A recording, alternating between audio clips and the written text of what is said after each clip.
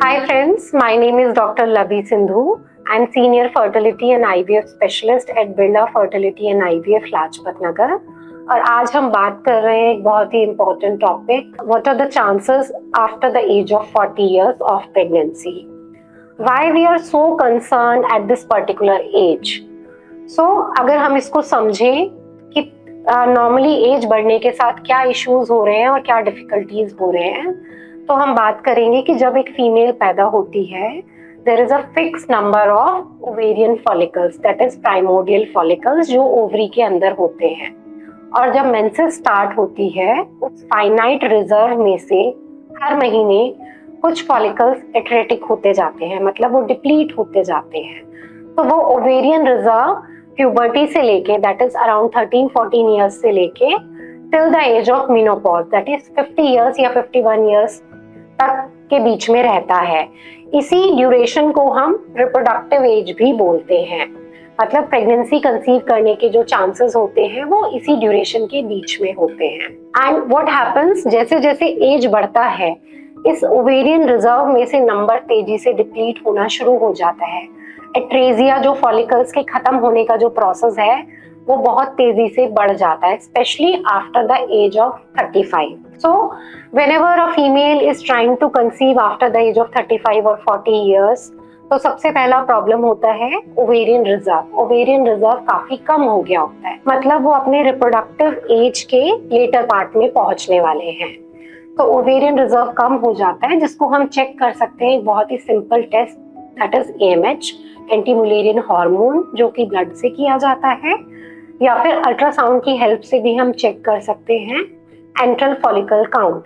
आपके ओवरीज में, दोनों ओवरी में मिला के कितने स्मॉल फॉलिकल्स विजिबल हैं, that is your antral follicle count. तो these two test can check your ovarian reserve and can guide you how much time do you have to plan a pregnancy. Then another concern, age बढ़ने के साथ जो chances of abortion है वो थोड़ा बढ़ जाता है। नॉर्मली भी यंग एज में भी चांसेस ऑफ अबॉर्शंस होते हैं, बट वो कम होते हैं। बट जब एज 35 या 40 के बियॉन्ड हो जाती है, तो ये अबॉर्शन का रिस्क बढ़ जाता है।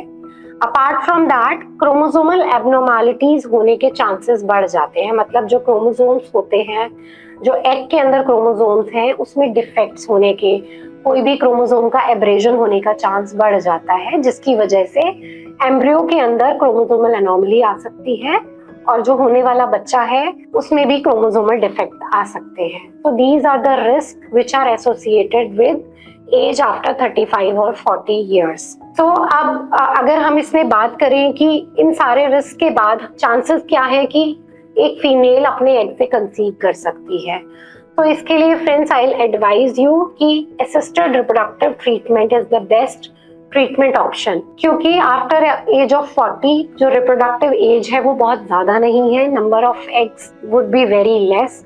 तो हमें कोई ऐसा ट्रीटमेंट प्लान करना है जिसमें चांसेस ऑफ सक्सेस बहुत ज्यादा हो, फेलियर के चांसेस कम हो, and we can give a healthy pregnancy. तो in that term IVF is the best treatment option, जिसमें आप अपने एग्स का इस्तेमाल करके आफ्टर 40 ईयर्स में कंसीव कर सकते हैं। अगर हम सक्सेस रेट की बात करें, डेफिनेटली जैसे जैसे एज बढ़ेगा सक्सेस रेट ऑफ IVF भी डिक्रीज होता है। अगर हम एक यंग एज में लेस देन 35 में बात करते हैं, IVF का success rate somewhere around 40 to 50% है। सिमिलरली जैसे एज बढ़ रहा है आफ्टर 40 ईयर्स, ये चांस कम हो जाता है, रफली देयर इज 20% ऑफ चांस कि आप अपने एग से कंसीव कर सकते हैं। ऐसे सिनेरियोज में यूजुअली हम पेशेंट को एडवाइस करते हैं कि हो सकता है आपको 2 से 3 IVF साइकिल पे जाना पड़े, हो सकता है आप फर्स्ट साइकिल में ना कंसीव कर पाए। सिमिलरली पूलिंग ऑफ एम्ब्रियोज भी एक ऑप्शन होता है।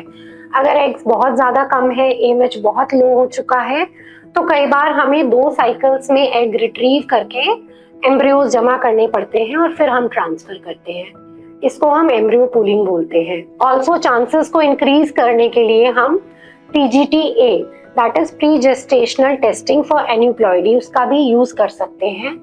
इसमें जो हम एम्ब्रियोज बना रहे हैं उसके अंदर हम एम्ब्रियो का क्रोमोसोमल एनालिसिस करते हैं कि उस एम्ब्रियो के अंदर कोई क्रोमोसोमल डिफेक्ट्स तो नहीं है, और जो एम्ब्रियोज हेल्दी हैं जिसमें कोई क्रोमोसोमल डिफेक्ट्स नहीं है, उसी को हम यूट्रस के अंदर ट्रांसफर करें। तो इस तरीके से भी हेल्दी एम्ब्रियो ट्रांसफर करने से प्रेगनेंसी का चांस इंक्रीज हो सकता है after 40 years of age. So these are the some of the treatments through assisted reproduction which can help you in conceiving after 40 years of age. Also, if some patients ask कि doctor अगर मैं natural try करूं या IUI try करूं तो मेरे कितने chance हैं कंसीव करने के। तो हम नॉर्मली एडवाइस करते हैं क्योंकि आपके पास टाइम बहुत कम है, आपका ओवेरियन रिजर्व तेजी से कम हो रहा है, आपका success of getting a pregnancy through natural and IUI is less.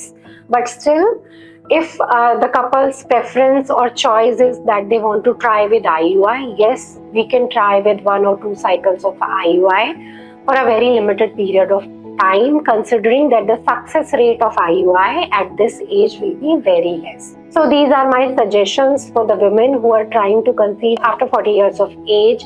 Friends, there is always a hope. There is nothing to get depressed. You can come and talk to your fertility expert. In case you have any queries, you can reach us to at Birla Fertility and IVF. You can log into our website and we'll be very happy in assisting you in your journey of parenthood, and we'll be very happy in solving your queries. Thank you so much. Book a free consultation today.